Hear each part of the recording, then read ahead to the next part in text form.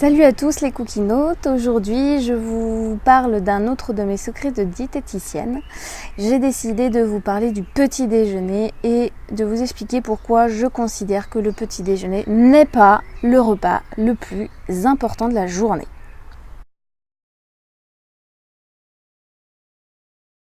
Alors tout d'abord je vais vous parler de chiffres tout simplement. Si on regarde la répartition donc sur une journée, ce que chaque repas doit représenter sur la journée en termes d'énergie, vous avez donc le petit déjeuner qui doit donc représenter 25% de votre énergie totale sur une journée.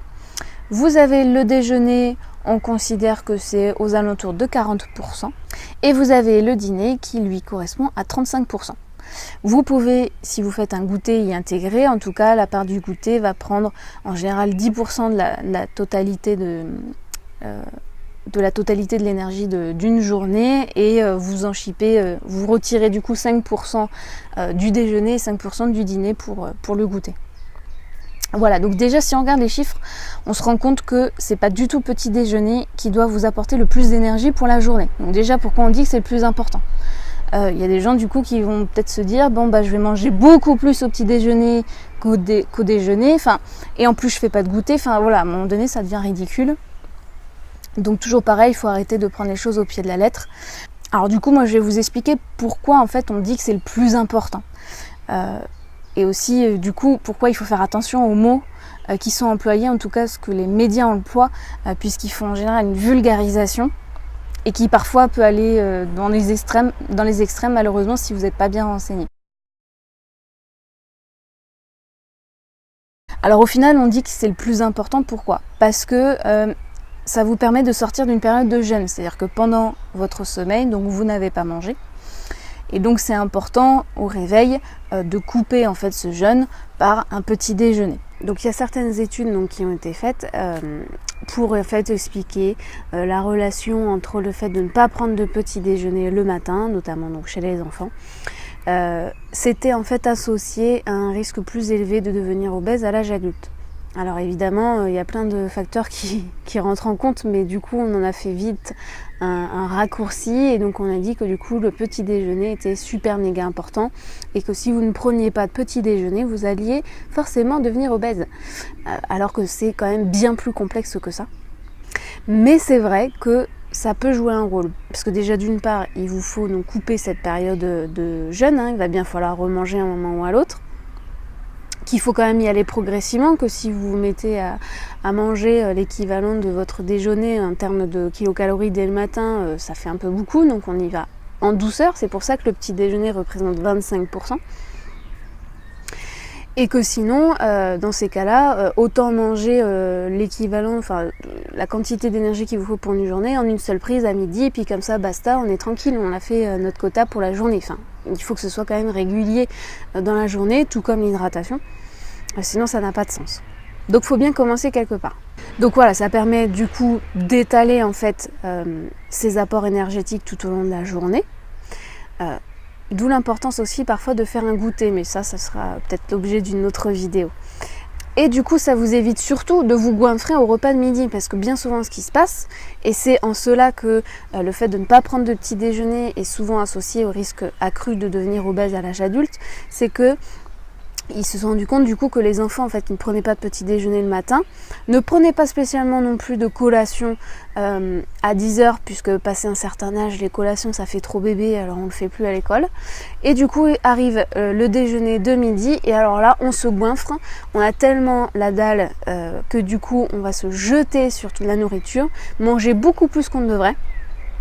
Se jeter bien évidemment sur des choses hyper caloriques, parce que là c'est votre corps qui réclame, c'est-à-dire qu'il a eu toute sa période de jeûne pendant son sommeil, et en plus il a dû bosser du lever, allez on va dire vous vous levez à 7h du matin, de 7h à 12h, donc pendant 5 heures il a bossé, parce que le cerveau ça consomme de l'énergie, donc même si c'est pas physique mais intellectuel, vous utilisez quand même de l'énergie, et donc tout ça toujours à jeun, sans rien dans le bide. Donc forcément à midi, vous n'allez pas vous jeter sur les haricots verts, vous allez vous jeter sur des frites ou du gâteau, mais quelque chose qui puisse combler ce manque en fait d'énergie.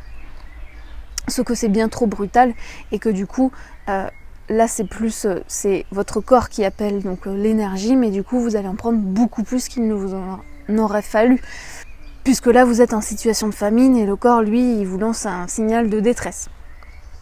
Donc du coup voilà, c'est en cela en fait qu'on dit que le petit déjeuner est important, puisqu'il permet d'éviter ce genre de comportement et qui permet voilà, d'étaler en fait les apports sur la journée. Mais il n'y a pas que le petit déjeuner dans la vie, les autres repas comptent aussi.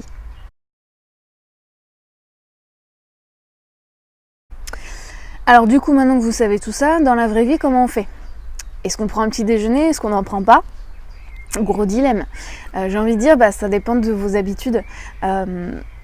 Déjà, posez-vous la question de si vous vous levez à 7h du matin, est-ce que j'ai faim dès 7h du matin? Bien souvent, les personnes, quand elles se lèvent, elles sont donc à jeun, elles ont l'estomac un peu barbouillé, c'est normal, hein, il n'a rien eu trop à faire pendant son sommeil. Lui demander de travailler d'un seul coup comme ça de but en blanc, ça peut paraître un peu compliqué, donc c'est tout à fait normal de se sentir barbouillé, nauséeux, de ne pas avoir faim dès qu'on se réveille. En revanche, une fois qu'on se réveille et que donc notre corps se réveille et nos organes se réveillent, petit à petit la machine se remet en marche, se réactive puisqu'elle s'était un peu endormie, même si c'est jamais vraiment le cas, mais elle se réactive et donc petit à petit la faim va commencer à se faire sentir. Et c'est à ce moment-là qu'il faut vous poser la question, est-ce que à ce moment-là où je commence à être un peu plus actif et à sentir la faim, est-ce que je peux manger, est-ce que je dois manger? Alors bien évidemment, parfois ce moment où on a faim de nouveau, il n'arrive jamais au bon moment. Soit c'est l'heure de partir, parce que si vous prenez vos petits déj à ce moment-là, vous allez partir un quart d'heure après et puis vous allez tomber dans les bouchons et être en retard au travail, donc c'est même pas la peine. Soit vous êtes déjà au travail et votre boss, pour X raisons, vous interdit de manger au travail. Il peut y avoir plein de raisons différentes qui font que du coup à ce moment-là, vous ne pouvez pas manger. Ou alors vous n'y pensez même pas parce que vous dites mince, l'heure du petit déjeuner est dépassée, je suis obligée d'attendre le repas de midi parce qu'on m'a dit qu'il fallait manger à telle heure, enfin bref. Pour X raisons, du coup vous ne mangez pas. Moi j'ai envie de vous dire que si, il faut manger au moment où vous avez faim. Déjà, ne pas vous forcer si dès le matin au réveil vous n'avez pas faim, parce que ça fera plus vous dégoûter qu'autre chose. Vous ne mangerez pas avec plaisir, pas d'intérêt. Après, malheureusement, si au moment où vous avez faim dans la journée, vous vous rendez compte que vous ne pourrez pas manger, ça risque d'être problématique parce que, comme je vous l'ai dit, vous risquez du coup de vous goinfrer au repas du midi. Dans ces cas-là, il faudrait quand même essayer, mais c'est vraiment à prendre avec des pincettes, de vous forcer à manger au moment où vous pouvez. Alors je sais que parfois c'est vraiment pas facile quand on est nauséeux ou autre. Il y a des petites astuces, je sais que bien souvent on accède plus facilement un petit verre de jus d'orange. Alors je vous demande pas de boire la bouteille, ça reste très sucré, mais un petit verre de jus de fruits, je parlais de jus d'orange mais du jus de fruits. Ce petit goût sucré, c'est du jus de fruits, ça passe bien. En général, ça permet de réveiller en fait l'estomac, de réactiver un petit peu les machines et de vous ouvrir l'appétit pour autre chose. Donc vous pouvez tout à fait au réveil vous boire un petit jus de fruits, aller prendre votre douche, vous habiller, etc. Et puis ça, pendant ce laps de temps, ça aura permis à votre corps de se réveiller et de vous donner peut-être envie de manger avant de partir.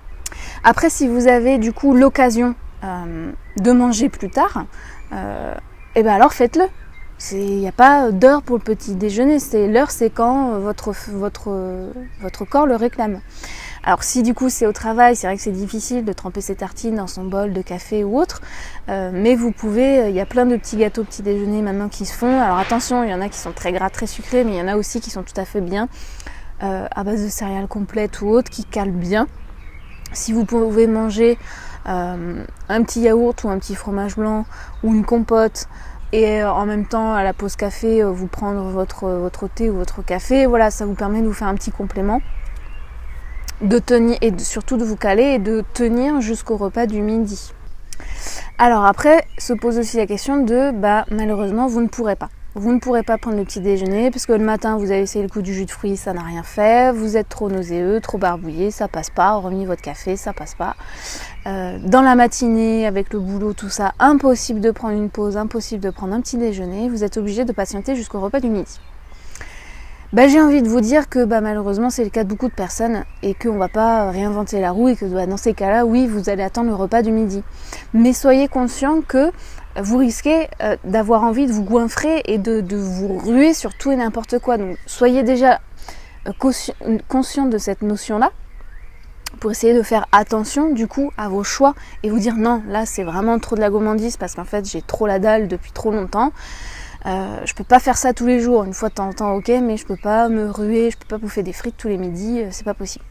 Donc voilà, dans ces cas-là, essayez quand même d'être conscient de ça, de faire des choix un peu plus judicieux du coup le repas du midi, quitte du coup à vous faire pour le coup une collation, un goûter, tout simplement le goûter, pour vous couper aussi du dîner, du déjeuner et du dîner. Parce que alors là c'est sûr, ça va être encore pire quoi, le dîner vous allez craquer puissance 10 000, c'est pas possible. Donc du coup, ce petit effort que vous aurez fait à midi pour contrôler un peu vos ardeurs, on va dire, et le petit déjeuner que vous n'aurez pas pris le matin, vous le prendrez entre le déjeuner et le dîner. Ce qui vous permettra de tenir malgré tout. J'ai pas dit qu'il fallait manger non plus que des légumes vapeur à midi, mais juste faire des choix normaux qui vous permettent de durer au moins pendant 4 heures. Et après, n'hésitez pas à faire votre goûter qui vous permettra, vous redonnera un coup de boost et vous permettra aussi de tenir jusqu'au dîner. Voilà, l'idée c'est vraiment d'avoir de l'énergie en fait de manière constante, c'est-à-dire que quand vous mangez, en fait la digestion prend entre 2h30 3 heures et c'est pour ça qu'on dit qu'il faut manger toutes les 4 heures environ parce que en gros notre corps met 4 heures à de nouveau avoir faim et de nouveau réclamer de l'énergie. Là il lui faut vraiment, il a puisé un peu dans la réserve mais là il lui faut de l'énergie. Donc il faut vraiment essayer d'étaler et de manger hors fixe, etc. Mais bon, on fait aussi avec ce qu'on a et la vie qu'on mène. Attention aussi, si jamais vous n'avez pas de problème de poids, que ce soit maigreur ou obésité, si vous vous sentez bien dans votre peau, si vous mangez équilibré, si à midi vous mangez normalement, en fait parce que ça fait des années que vous fonctionnez comme ça et que vous ne prenez pas de petit déjeuner, pourquoi voulez-vous changer ? Parce qu'à la télé on vous a dit que le déjeuner était le repas le plus important et que si vous n'en prenez pas c'est mal, c'est le diable. Non, ça sert à rien de tout changer. Vous allez changer toutes vos habitudes. Vous, du coup, vous n'allez pas vous sentir bien parce que changer ses habitudes, c'est vraiment pas facile. Et en plus, votre corps, il va rien comprendre. Parce que du coup, il s'était calé sur ce rythme-là. Il était dans son rythme de croisière, ça se passait bien. Il prenait pas de poids, il en perdait pas. Il avait tous les nutriments qu'il lui fallait. Bref, tout allait très bien. Et d'un seul coup, vous lui changez tout comme ça. Là, vous risquez de prendre du poids, bizarrement. Donc, attention aussi, toujours pareil, à pas prendre tout au pied de la lettre. Et toujours à vous faire conseiller par quelqu'un de professionnel de la santé, que ce soit une diététicienne comme moi ou un médecin ou autre, mais quelqu'un qui s'y connaît et qui puisse analyser votre cas à vous, votre cas personnel, d'accord ? Alors du coup, pour ceux qui ont quand même envie de se mettre à prendre un petit déjeuner et qui aimeraient avoir des petites idées, pour vous donner un ordre général, le petit déjeuner, on va dire, idéal, c'est celui qui contient tous les groupes d'aliments comme n'importe quel repas. Alors le petit déjeuner français, il est un peu trop gras, un peu trop sucré, si on considère les croissants, etc. comme un petit déjeuner français. Le petit déjeuner en fait anglais est le mieux puisque vous avez aussi des protéines que nous n'avons pas en France, même si le fromage commence à refaire un peu son apparition.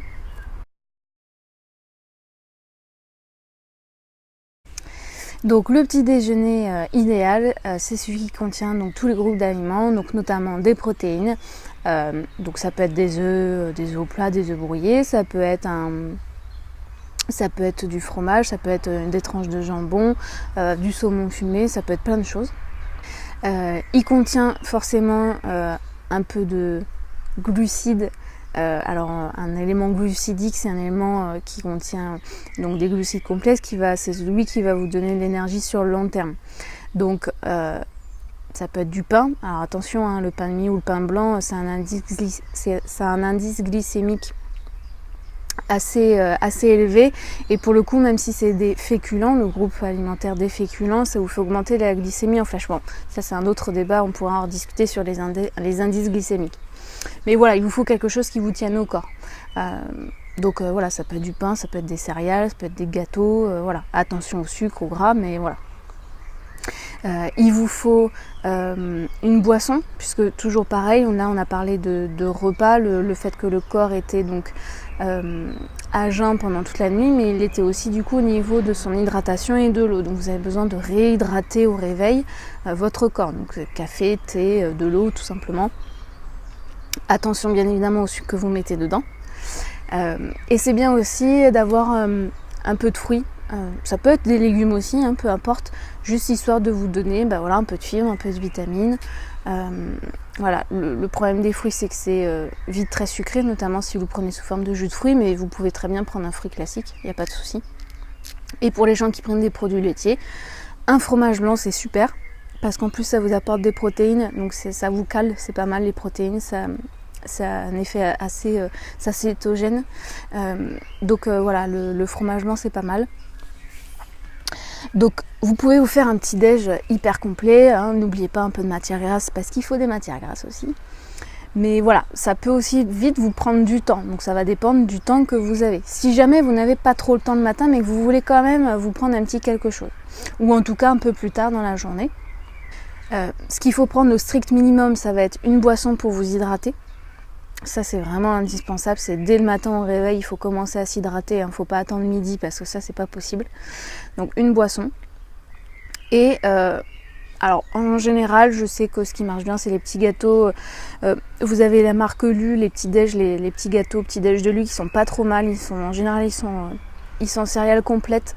Il y a un peu de sucre, mais pas trop non plus. Et puis du coup c'est sous forme de paquet, ça se transporte assez bien, donc c'est plutôt pratique.